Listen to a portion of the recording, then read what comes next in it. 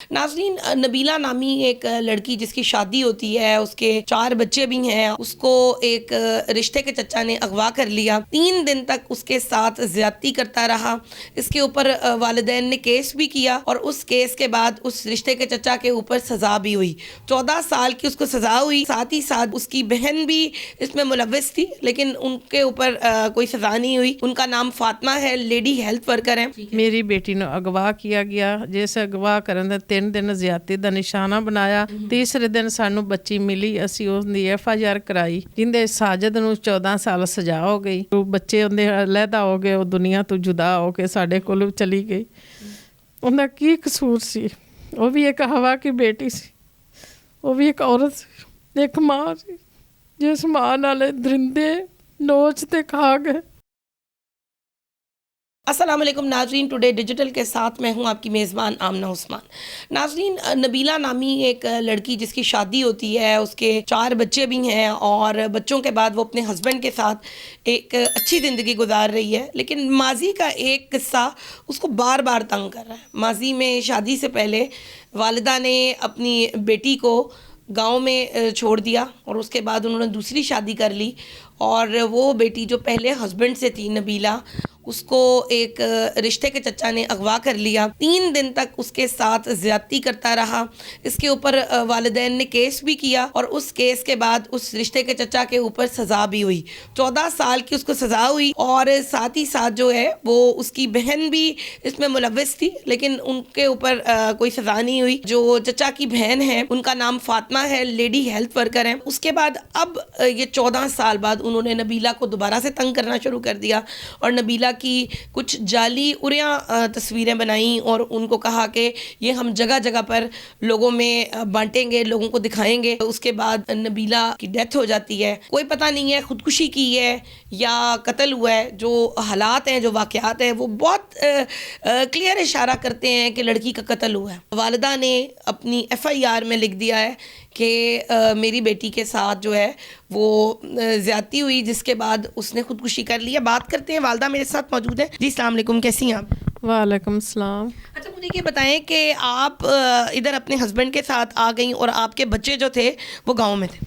जी, मेरे बच्चे गाँव में शादी तय होनी थोड़ी देर हो गई कि मैं अपने बच्चों के साथ ही रही हाँ, घर च मौजूद रही हाँ। मैं लाहौर आई है थोड़े दिन के लिए, कोई मेहनत मजदूरी कर दी अपने बच्चों वास्ते। मेरी बेटी ਨੂੰ ਅਗਵਾ किया गया। जिस ਅਗਵਾ ਕਰਨ ਦੇ 3 ਦਿਨ ਜ਼ਿਆਦਤੀ ਦਾ ਨਿਸ਼ਾਨਾ ਬਣਾਇਆ। ਤੀਸਰੇ ਦਿਨ ਸਾਨੂੰ ਬੱਚੀ ਮਿਲੀ। ਅਸੀਂ ਉਸ ਦੀ FIR ਕਰਾਈ, ਜਿੰਦੇ ਸਾਜਦ ਨੂੰ 14 ਸਾਲ सज़ा हो गई।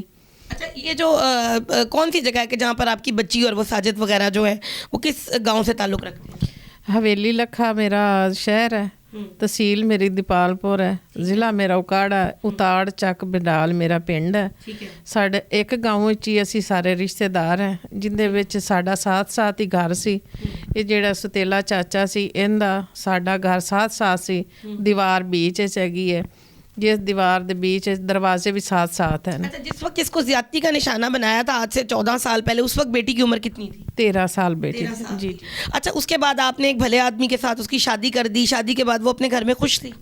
हाँ जी, बिल्कुल। साढ़े वो भी अपने ज़ात बिलादरी है ने, माड़े सन, गरीब। साड़ी बच्ची ने ना दाग ला दिता। वो असी उन्होंने बेटी की शादी कर दी, जिंदे 4 बच्चे अज मौजूद हैं। जिंदगी उन्होंने मेरी बेटी उन्होंने बीच नहीं है।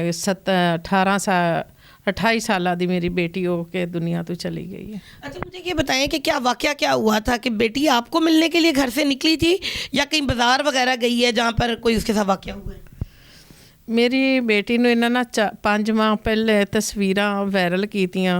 अच्छा। उनका चेहरा लगा के तड़ कोई और चीज़ का लगा के वायरल कीतियां, जिंदे परेशान बहुत ज़्यादा इन्हें किया होया सी।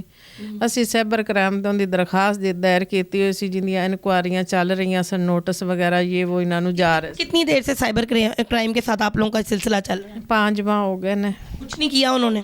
उन्होंने देर कर दी, इसलिए वो ज़्यादा लोग जेडे ना उन्होंने फ़ायदा उठा लिया इस चीज़ को। उन्होंने समझा साइबर क्राइम या FI की चीज़ है, उन्होंने इस चीज़ उन्हें सोची नहीं है कि नहीं। मुझे क्या बताएं कि साइबर क्राइम वालों ने पैसे वगैरह खाए हैं या दूसरी पार्टी ने नुकसान पहुंचा दिया?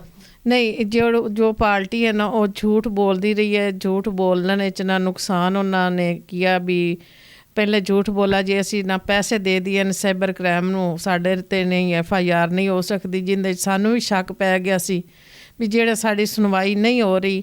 ਲੇਕਿਨ ਉਹਨਾਂ ਨੇ ਦੇਰ ਇਸ ਲਈ ਕਰ ਦਿੱਤੀ, ਉਹ ਕੁਛ ਐਸੀਆਂ चीज़ां सन ਜਿਹੜੀਆਂ ਉਹਨਾਂ ਇਕੱਠੀਆਂ ਕਰਨੀਆਂ ਆਈਆਂ, ਇਕੱਠੀਆਂ कर सबूत अभी इकट्ठे नहीं हुए थे। अच्छा मुझे ये बताएं कि साइबर क्राइम ने भी देर कर दी, अगली पार्टी ने इससे फ़ायदा उठा लिया। फातिमा नामी बंदी कौन है? ਫਾਤਮਾ ਨਾਮੀ ਹੈਲਥ ਵਰਕ ਹੈ, ਉੱਥੇ ਹਕੂਮਤਗੜ੍ਹ ਹਸਪਤਾਲ 'ਚ ਹਵੇਲੀ ਲੱਖਾ ਦੇ ਨਾਲ ਹਸਪਤਾਲ ਹੈਗਾ हेल्थ वर्क, तो उत्थे लगी हुई है। नाजरीन, ये फातिमा जो है ये हुकूमतगढ़ हस्पताल के अंदर हेल्थ वर्कर लगी हुई है हवेली लखा में, और ये उसी चाचे की बहन है। और 14 साल बाद इसने झूठी तस्वीर बनाई और उसके बाद नबीला को ब्लैकमेल करने लग गई। आपके ऊपर भी एक कातलाना हमला हुआ है? मेरे ते 3 कातलामा हमले होए ने, जिहड़ी वजह तो मैं मीडिया दे अगे आवाज़ आ बनी आ। अच्छा। मेरा उत्थे ये बेटी की डेथ के बाद हुए हैं? जी जी, बेटी नूं 2 माह हो गए ने, ਤੇ ਉਸ ਤੋਂ ਬਾਅਦ ਮੈਂ 2-3 ਵਾਰੀ ਮੈਂ ਸ਼ਿਕਾਰ ਇਹਨਾਂ ਦੇ ਜ਼ੁਲਮ ਦਾ ਬਣੀ ਆ, ਜਿਸ ਵਜ੍ਹਾ ਤੋਂ ਮੈਂ ਹਵੇਲੀ ਥਾਣੇ ਦੇ ਵਿੱਚ ਜਾ ਕੇ ਸਾਰੀਆਂ ਚੀਜ਼ਾਂ ਦੱਸਣ ਦੇ ਬਜਾ ਮੈਂ 1 ਤੇ ਕਾਲਾਂ ਵੀ ਕੀਤੀਆਂ ਨੇ, ਮੇਰੀ ਸੁਣਵਾਈ ਨਹੀਂ ਹੋਈ। ਮੈਂ ਮੀਡੀਆ ਗਿਆ ਕੇ ਲਾਹੌਰ ਛੁਪ ਕੇ ਆਵਾਜ਼ ਉਠਾਈ ਹੋਈ ਹੈ ਵੀ ਮੇਰੇ ਨਾਲ ਜਿਹੜੇ ਬੰਦੇ ਮੇਰੇ ਤੇ ਹਮਲਾ ਕਰ ਰਹੇ ਨੇ ਉਹਨਾਂ ਨੂੰ ਗ੍ਰਿਫਤਾਰ ਵੀ ਕੀਤਾ ਜਾਵੇ, ਮੈਨੂੰ ਤਹਫ਼ੁਜ਼ ਵੀ ਦਿੱਤਾ ਜਾਵੇ। ਮੇਰੇ ਛੋਟੇ ਛੋਟੇ ਬੱਚੇ ਨੇ, ਉਹਨਾਂ ਦਾ ਹੋਰ ਸਹਾਰਾ नहीं है, मेरी बेटी दी भी जान ले ली। अच्छा मुझे ये बताएं कि बेटी आपकी जो है उसको ब्लैकमेल कर रहे थे बहुत दिनों से, वो बहुत परेशान थी, आप लोगों को बता रही थी? बेटी ਨੂੰ ਜਿਹੜੇ ਉਹਨੇ FI ਨੇ ਜਿਹੜੇ ਸ਼ਵਾਇਦ ਇਕੱਠੇ ਕੀਤੇ ਨਾ, ਉਹਨਾਂ ਦੇ ਵਿੱਚ बेटी कत्ल ਕੀਤੀ गई है। ਉਹਨੇ खुदकशी नहीं की, ਉਹਨਾਂ नहीं की। नहीं तो आपने ये क्यों कह दिया कि मेरी बेटी ने खुदकुशी की? हालांकि वो तो बाज़ार शॉपिंग करने निकली थी, तो कोई बाज़ार शॉपिंग करने जाए तो वो जहरीली गोलियां तो उस वक्त नहीं खा सकता ना रास्ते में? जी, मैं लाहौर च रह रही, मैं उस टाइम मौजूद मौके ते नहीं आई, जिस वजह तो मैनू भुलेखे दे विच जिस तरीके मैनू पहली गल सुनाई गई, पुलिस ने मैनू ये गल सुनाई है जी, असी इहदे बयान लेंदे रहे जिस टाइम तेरी बेटी नूं इत्थे लैके आए हैं, तो उस टाइम बेटी तेरी ने ये गल भी उहदे कोल असी पुछा भी तैनूं किन्ने जहर दी गई, तो उस वक्त बेटी जिंदा थी? बेटी बेहोशी के हालात सी। उन्होंने मैनू इस तरीके ने दसा जी इहदी वीडियो भी हैगी है जिंदे विच असी बयान लैन, तो बेटी कहती मैं खुद लई है दवाई, लेकिन कोई वीडियो ये वो कोई वीडियो भी कोई नहीं, ये पुलिस वालों ने? हाँ जी, पुलिस। जिस वजह तो मैं आखा भी शायद इन्होंने लोगों ने उनके पीछे चढ़े सन, ब्लैकमेल करते सन, थुकते सन। उन्होंने तो ये भी कहते सन साइबर क्राइम की कर लवेगा। मैं इस भुलेखे से बयान दे बैठी हाँ, लेकिन मेरी बेटी के जोड़े शवायद निकले उनके मेरी बेटी कत्ल की गई है। FIR आपने दर्ज कराई है? मैं बिल्कुल FIR मेरे जिस तरीके मेरे बयान लै गए सन ना, इस SO साहब ने मेरे को पूछा भी किस वजह तू ये बच्ची ने काम किया, मैनू नहीं समझ आएगी सी, मेरी बेटी दी मैयत मेरे अगे सी, मैं की गल कर रही हूँ या की नहीं, मैनू जी FIR मिली उस मुताबिक दी नहीं है। अभी आप FIR को बदलवाना चाहती हैं? जी, मैं बिल्कुल जेड़े मेरे शवायद साइबर क्राइम दे विच आए ने FI दे विच उनके मुताबिक FIR कराना चाहती हूँ। अच्छा मुझे ये बताएं, बेटी का पोस्टमार्टम हुआ? बिल्कुल होया, उनकी रिपोर्ट नहीं आवन दे रहे इन्हां दे। हाँ जी, इन्हां दे तलक और वास्ते बहुत लम्बे ने, असी गरीब फातिमा है उसकी वजह से? जी, उसकी वजह से मेरी रिपोर्ट मेडिकल रुका ही गई है। मेरी मेडिकल 2 माह हो गए ने, अजे तक रिपोर्ट नहीं। जी जी, बिल्कुल रुकी हुई है, जिंदे विच मेरे भी पीछे चढ़े हुए ने, मैनू मारन वास्ते 3 हमले कर चुके ने। बेटी की बॉडी आपने देखी थी, उसके जिस्म पे निशानात थे कोई मारने के या कोई इस तरह से तशद्दुद के? ਸਾਡੇ ਨਾਲ ਇਹ ਗੱਲ ਕੀ ਗਈ ਹੈ ਜੀ, ਇਹਦਾ ਗਲਾ ਕਿਸੇ ਦਬਾਇਆ ਹੋਇਆ ਹੈ ਵੀ ਗਲੇ ਦਾ ਵੀ ਕਰਨਾ ਪਵੇਗਾ ਮੈਡੀਕਲ। ਤੇ ਦੂਸਰਾ ਜਿਹੜਾ ਨਬੀਲਾ ਦਾ ਬਾਪ ਹੈ ਉਸਨੇ ਕਿਹਾ ਜੀ ਠੀਕ ਹੈ ਤੁਸੀਂ ਕਰ ਦਿਓ, ਸਾਨੂੰ ਤਾਂ ਰਿਪੋਰਟ ਆਵੇ ਤੇ ਪਤਾ ਲੱਗੇ ਨਾ, ਜੋ ਗਲੇ ਦਾ ਵੀ ਕੀਤਾ ਹੈ ਪੋਸਟਮਾਸਟਰ ਉਹਦੇ ਵਿੱਚ ਰਿਪੋਰਟ ਆਏਗੀ ਤਾਂ ਪਤਾ ਲੱਗ ਸੀ ਨਾ ਗਲਾ ਦਬਾਇਆ। ਹਾਂਜੀ, ਰਿਪੋर्ट ਅਜੇ ਤੱਕ ਸਾਡੇ ਤੱਕ ਨਹੀਂ ਪਹੁੰਚ ਰਹੀ भी रिपोर्ट दे विच की है या की नहीं, असी परेशान है इसलिए ज़्यादा। मुझे ये बताएं कि आप क्या चाहती हैं पंजाब हुकूमत से और जो भी अरबाब इख्तियार हैं उनसे, आपकी क्या दरख्वास्त? मेरी ये दरखास्त हैगी है भी एक तो मेरी बेटी दुनिया तो चली गई, इन्हां ने उसनू दुनिया तो बच्चे उनके अलहदा हो गए, वो दुनिया तो जुदा हो के साढ़े कोल चली गई। उनका की कसूर सी? वो भी एक हवा की बेटी सी, वो भी एक औरत सी, एक माँ सी, जिस माँ नाल दरिंदे नोच ते खा गए। ਇਸ ਉੱਤੇ ਅਸੀਂ ਕੀ ਇਨਸਾਫ ਮੰਗਣਾ। ਇਨਸਾਫ ਤਾਂ ਇਸ ਚੀਜ਼ ਦਾ ਹੀ ਹੈ ਵੀ ਇਹਨਾਂ ਨੂੰ ਸਜ਼ਾ ਕੜੀ ਦਿੱਤੀ ਜਾਵੇ, ਬੱਚਿਆਂ ਨੂੰ ਤਹਫ਼ੁਜ਼ ਦਿੱਤਾ ਜਾਵੇ। ਮੈਂ ਮੁਕੱਦਮਿਆਂ ਦੀ ਪੈਰਵੀ ਕਰ ਰਹੀ ਹਾਂ, ਮੈਨੂੰ ਤਹਫ਼ੁਜ਼ ਦਿੱਤਾ ਜਾਵੇ। ਮੇਰੀ ਸੁਣਵਾਈ ਨਹੀਂ ਹੋ ਰਹੀ, ਮੈਂ ਮੁਸ਼ਕਿਲ ਵਿੱਚ, ਮੈਂ ਚੁੱਪ ਤੇ ਬੈਠੀ ਹਾਂ, ਮੈਨੂੰ ਕੋਈ ਇਤਨਾ ਨਹੀਂ। ਮੈਂ ਆਪਣੇ ਬੱਚਿਆਂ ਕੋਲ ਜਾ ਕੇ ਤੇ ਘਰਾਂ ਦੀ ਬੇਟੀ ਦਾ ਵੇਖ ਲਵਾਂ। ਮੈਂ ਉਸ ਬੇਟੀ ਦੇ ਘਰ ਵਿੱਚ ਇੱਕ ਰਾਤ ਠਹਿਰੀ ਹਾਂ। ਅਗਰ ਮੈਂ ਉਸ ਦਿਨ ਉੱਥੇ ਮੌਜੂਦ ਪਾਈ ਜਾਂਦੀ ਤੇ ਮੇਰਾ ਕਤਲ ਉਸ ਦਿਨ ਹੋ ਗਿਆ ਸੀ। ਮੇਰੇ ਘਰ ਨੂੰ ਹਾਲਾਤ खराब कर देते। वहीं पे आपके ऊपर हमला हुआ है? उसी घर पे हमला हुआ है आपके ऊपर? हाँ जी, मेरी ਜਿਹੜੀ ਬੇਟੀ ਦਾ ਘਰ ਹੈ, ਮੇਰੇ ਉਸ ਘਰ 'ਚ ਹਮਲਾ ਮੇਰੇ ਤੋਂ ਹੋਇਆ। 2 ਹਮਲੇ ਉਸ ਘਰ ਦੇ ਵਿੱਚ ਹੋਏ ਨੇ। अच्छा, जी, कैसे कैसे किया हमला?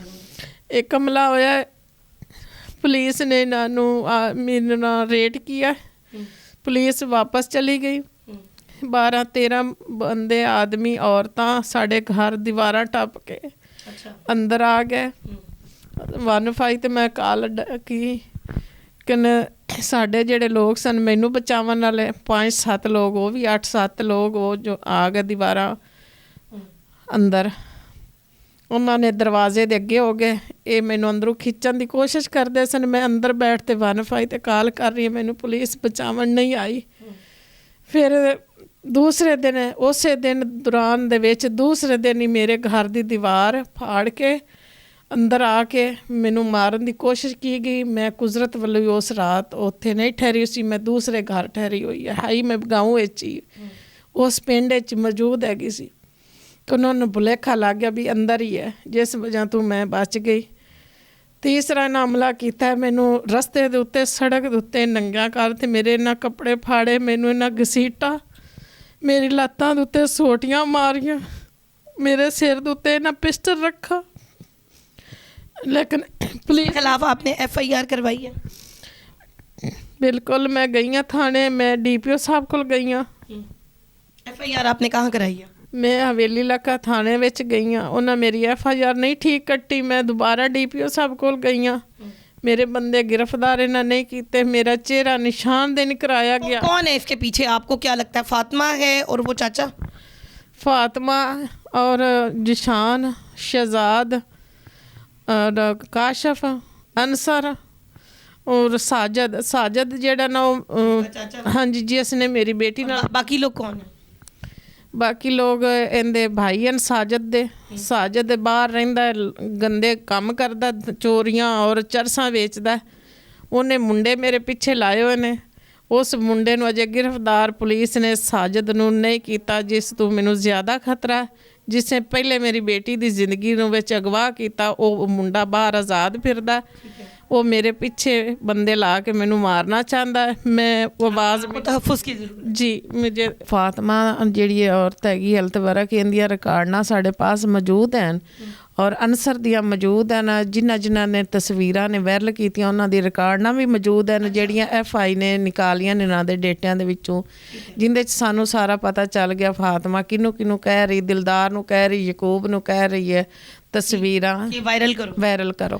नाज़रीन, हम आपको इनकी ये ऑडियो सुनवाते हैं, जो फातिमा नामी हेल्थ वर्कर जो है वो मुख्तलिफ लोगों को कॉल्स करके कह रही है कि आप नबीला की तस्वीर को वायरल करें, तो ये FIA और साइबर क्राइम ने निकाल कर दी। ਹੁਣ ਵੀ ਤੂੰ ਯਕੂਬੀ ਵੱਲੇ ਕੱਲੀ ਵੀ ਉਹ ਤਸਵੀਰ ਕੇ ਕੋਨੇ, ਕਿਉਂਕਿ ਤੇਰੇ ਕੋਲ ਯਕੂਬੀ ਦਾ ਉਸੇ ਨਾ WhatsApp ਨੰਬਰ ਹੈ, ਕਿਉਂਕਿ ਮੈਂ ਤਮੂਰ ਦਾ ਤਾਂ ਨੰਬਰ ਤੈਨੂੰ ਪਤਾ ਸ਼ੋ ਨਹੀਂ ਕਰਨਾ ਚਾਹਨੀ ਆ। ਨੰਬਰ ਮੇਰਾ ਵਾਲੇ WhatsApp ਚੱਲ ਜਾਸੀ ਇਨਸ਼ਾਅੱਲਾ।